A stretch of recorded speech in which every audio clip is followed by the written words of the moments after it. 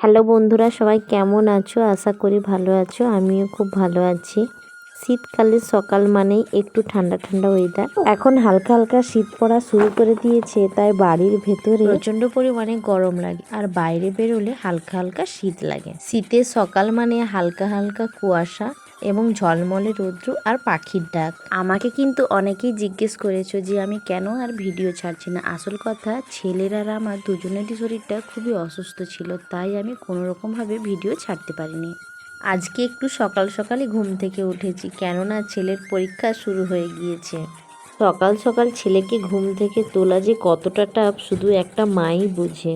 খুব সকাল সকাল ঘুম থেকে ওঠা জাহানের তেমন একটা অভ্যাস নেই। পরীক্ষা যেহেতু শুরু হয়ে গিয়েছে, তাই একটু ওকে সকাল সকাল ঘুম থেকেই তোলা হয়। ছেলে আমার ব্ল্যাঙ্কেট ভালোভাবে মুড়ি দিয়ে ঘুমিয়ে আছে। অনেক ডাকার পর ছেলের ঘুমটা দেখলাম হালকা একটু ভেঙেছে। অনেক আদর করার পর, অনেক কুতুকুতু দেওয়ার পর দেখলাম ছেলের ঘুমটা ভালোভাবে ভেঙে গিয়েছে। ঘুম তো ভেঙে গিয়েছে, এবার ছেলের বায়না তাকে কোলে করে নিয়ে আমাকে নিচে যেতে হবে। আমি জাহানকে বললাম, জাহান তুমি তো বড় হচ্ছ, সবসময় কি তোমাকে কোলে নেওয়া যায়? আমাকে তখন উত্তরে কি বললো জানো? আমি যখন দাদাদের মতো বড় হব তখন আমি কোলে হওয়া বন্ধই করে দেব। ছেলের কিছু কিছু কথা শুনে সত্যি আমার মনটা খুব ভালো হয়ে যায়। নিচে নিয়ে এসে ওকে ব্রাশ করতে দিয়েছি, সেই একই বাহানা, তুমি আমাকে ব্রাশ করিয়ে দাও। মানে ছেলের সবসময় বায়না আর বায়না। জাহানকে আমি ব্রাশ করিয়ে দেওয়ায় ও ব্রাশ করে মুখ হাত ধুয়ে দেখো খাওয়ার নিয়েই পড়তে বসে গিয়েছে। আমি ওকে বললাম খেয়ে নিয়ে পড়তে বসতে, ও বললো না আমার পরীক্ষা আছে, আমি খেতে খেতেই পড়বো। ও খাওয়ার নিয়েই পড়তে বসে গিয়েছে।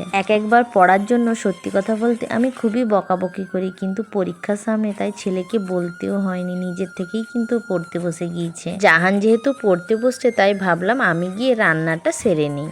তাই আমি কিচেনে এসে তাড়াতাড়ি করে রান্নাটা শুরু করে দিলাম। রান্না করতে করতে এসে দেখলাম ছেলের লেখাগুলো কিন্তু সব কমপ্লিট হয়ে গিয়েছে। ছেলেকে আরও কিছু লিখতে দিয়ে আমি অ্যাকোরিয়ামের মাছগুলোকে একটু খাবার দিয়ে দিলাম, কেননা সকাল থেকে আমি এদেরকেও কিন্তু কিছুই খেতে দিইনি। মানুষের যেভাবে যত্ন নিতে হয়, তেমন ওই মাছগুলোকে ঠিক একইভাবে আমাকে যত্ন নিতে হয়। জাহান পড়া কমপ্লিট করে দেওয়ায় আমি ওকে চান করিয়ে স্কুল ড্রেস পরিয়ে রেডি করে দিলাম স্কুলে নিয়ে যাওয়ার জন্য। থেকে বড় সমস্যা কোথায় যেন এই খাওয়ানোর সময়। ওকে অনেক ভুলিয়ে ভালিয়ে অনেক কথা বলে আমাকে ভাত খাওয়াতে হয়। আমি কিন্তু ওর ভাতে একটুও তরকারির ঝোল দেইনি, তাতেও নাকি ওকে প্রচণ্ড পরিমাণে ঝাল লেগেছে। যখনও ফুচকা খায় তখন কিন্তু ওকে একদমই ঝাল লাগে না, কিন্তু ভাত খাওয়ার সময় যত ঝাল ওর মুখের মধ্যে তখন চলে আসে। আমার মনে হয় শুধু এটা আমার বাচ্চা নয়, প্রত্যেকটা ছোট বাচ্চারই একই প্রবলেম হয়। জাহানকে খাইয়ে রেডি করিয়ে দিলাম, এরপর আমি নিজেও রেডি হয়ে গেলাম ওকে স্কুলে নিয়ে যাওয়ার জন্য।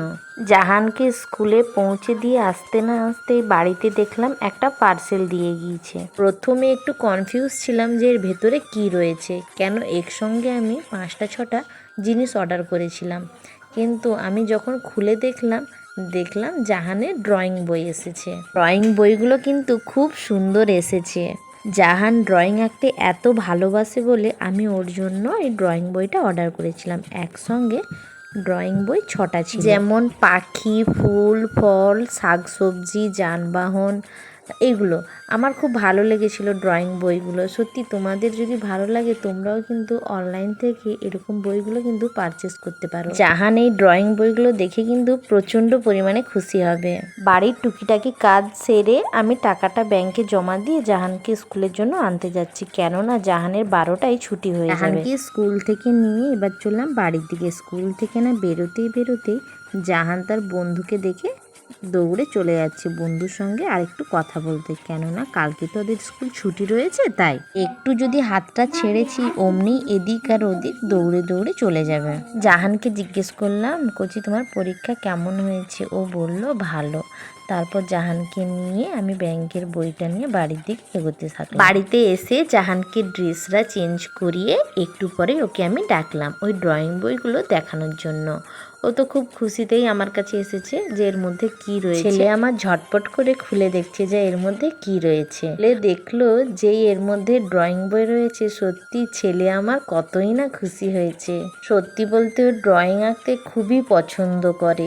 সারাদিন রং দিয়ে দেওয়ালের মধ্যে খাতায় বইয়ে সারাদিন দেখো আঁকি বুকি করতেই আছে। বইয়ের সঙ্গে এক প্যাকেট রং পেন্সিল ছিল। রং পেন্সিলগুলো ছেলেকে দেখিয়ে ছেলে রংগুলো বলছিল এর মধ্যে কি কি রং ছিল। দেখলাম ছেলে চটপট করে রংগুলো বলেই দিল। নিজের খুশির চাইতে ছেলে মেয়েরা যখন একটু বেশি খুশি হয় তখন দেখতে আরো বেশি ভালো লাগে। আমার ভিডিওটা তোমাদের কেমন লেগেছে আমাকে জানিও।